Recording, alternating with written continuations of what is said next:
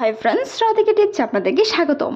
যদি গর্ভের বাচ্চার নড়াচড়া হঠাৎই কমে যায়, দেন গর্ভবতী মায়েদের দুশ্চিন্তা শেষ নেই। হঠাৎ নড়াচড়া কমে যাওয়ার কারণ কি, কিংবা গর্ভাবস্থায় কোনো সমস্যা হয়েছে কিনা, সেই বিষয়গুলো নিয়ে গর্ভবতী মায়েদের দুশ্চিন্তা শেষ নেই। তবে যদি আপনার গর্ভের বাচ্চার হঠাৎ নড়াচড়া কমে যায়, সেই ক্ষেত্রে আপনাকে অবশ্যই জরুরিভাবে চিকিৎসকের পরামর্শ নিতে হবে। গর্ভাবস্থায় শিশু নড়াচড়া করে, আর শিশু নড়াচড়া করা একটি সুস্থ বাচ্চার লক্ষণ। তবে হঠাৎ করে যদি শিশুর নড়াচড়া কমে যায়, সামান্য নড়াচড়া কমে যাওয়াটা স্বাভাবিক হতে পারে, কিন্তু যদি নড়াচড়া উল্লেখযোগ্যভাবে কমে যায় বা বন্ধ হয়ে যায়, তবে এটি উল্লেখ্যভাবে অবশ্যই চিকিৎসকের পরামর্শ অনুযায়ী দেখতে হবে তার কোনো সমস্যা হয়েছে কিনা।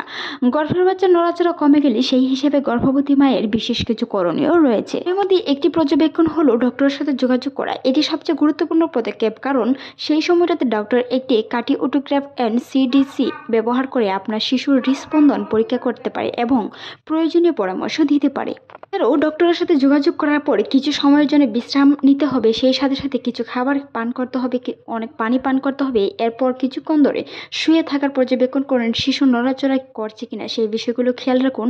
এমনকি নড়াচড়া কমে গেলে ডক্টরের সাথে কথা বলুন। এমনকি আপনার যে কোনো ধরনের সমস্যার কথা আপনার ডক্টরকে জানাতে হবে। অন্যান্য কারণগুলির মধ্যে বিবেচনায় রাখতে হবে সেই কারণগুলোর মধ্যে আপনার কোনো কারণ কিংবা কোনো ত্রুটি আছে। কখনো কখনো শিশুর নড়াচড়া কমে যাওয়ার অনুভূতি হতে পারে শিশুটি যদি ঘুমিয়ে আছে বা মায়ের অবস্থান পরিবর্তন হয়, তবে এগুলো ছাড়া অন্যান্য কারণ হতে পারে, তাই ডক্টরের পরামর্শ নিতে হবে।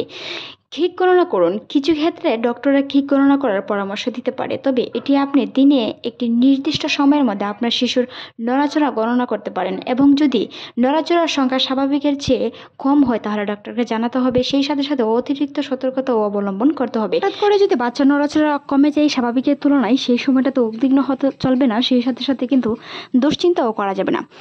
ডক্টররা বলে থাকেন কিংবা বিশেষজ্ঞরা বলে থাকেন, একজন গর্ভবতী মায়ের 4 মাসের পর থেকেই সন্তান তার সকল অনুভূতি বুঝতে পারেন। তাই গর্ভাবস্থায় সেই সময়টাতে অবশ্যই দুশ্চিন্তা করলে সন্তানের নড়াচড়ায় ব্যাঘাত করতে পারে, এমনকি বিভিন্ন ধরনের সমস্যার সম্মুখীন হতে পারে। তাই সেই সময়টাতে দুশ্চিন্তা না হয়ে হাসি খুশি থাকার চেষ্টা করুন।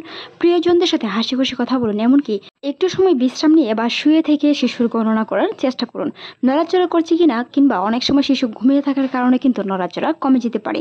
সেই সময়টাতে অপেক্ষা করতে হবে, কিংবা সময়ের বেশিক্ষণ পেরিয়ে যাওয়ার পরে যদি নড়াচড়া না করে, অর্থাৎ সারাদিনে অন্ততপক্ষে একবারও যদি নড়াচড়া না করে, সেই ক্ষেত্রে ডক্টরের পরামর্শ অনুযায়ী চলতে হবে। এমনকি আলট্রাসাউন্ড রিপোর্ট করে দেখতে হবে শিশুর স্পন্দন কিংবা তার সব কিছু ঠিকঠাক আছে কিনা। বাহিরের প্রকৃত আবহাওয়ার সাথে নিজেকে ম্যাচিং করার চেষ্টা করুন। প্রচুর পরিমাণে পানি পান করুন, পুষ্টিকর খাবার খাওয়ার চেষ্টা করুন, এমনকি হাসি খুশি থাকার চেষ্টা করুন।